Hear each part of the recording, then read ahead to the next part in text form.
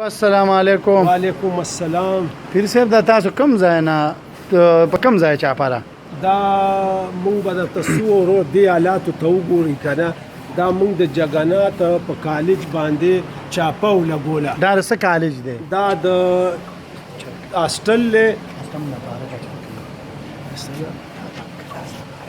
دا د اتم کلاس نه فارغ چرګان دي جی طلبا چې ورته وایي په جاهلتوب کې. نو مونږ چې چاپوله مونږ ته پته ولګه ګوره ټول دي سټډي ته یو هلک نه دی کېنولی که یو چرګ هم سټډي ته وګوره ونیسه ورته دا کیمرا. نو دا مونږ چاپوله او ډېر شکر دی مونږ ډېر هلکان پکې دا دی دا چرګان مستی کوي یو بل او ده دي مونږ دا د مالک ونیسه. دا د هاسټل د چرګان د هاسټل دا پرنسپل د غلا سوچا. نو راشه وګورئ وروره چې په موقع باندې نو دا هغه پرنسپل د چرګان د دې حل ته وګورئ چې تر اوسه دا زما یو ورور لکه مسلمان دی الحمدلله. نو دا وګورئ وروره اپله وګورئ دا اوس تاسو څه دی ته دغه کړل چې لکه دی ته څه شروع کړه چې دی قابل شي؟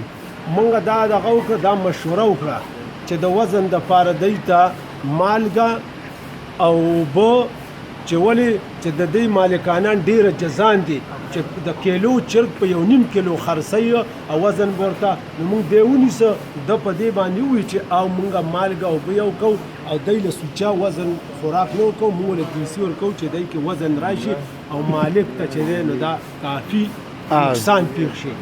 داسې مسلمان دا زما ورور دی او شکر دی چې موږ کابو کړو. دا د معافي غواړي وایي موږ دله پیسې درکوو. څومره پیسې به درکوئ؟ دی وایي چې موږ دله کم از کم 2.5 لکه روپۍ صاحب وایي تاله درکوو. نو دې ته به د چاپلار ټینګ شي.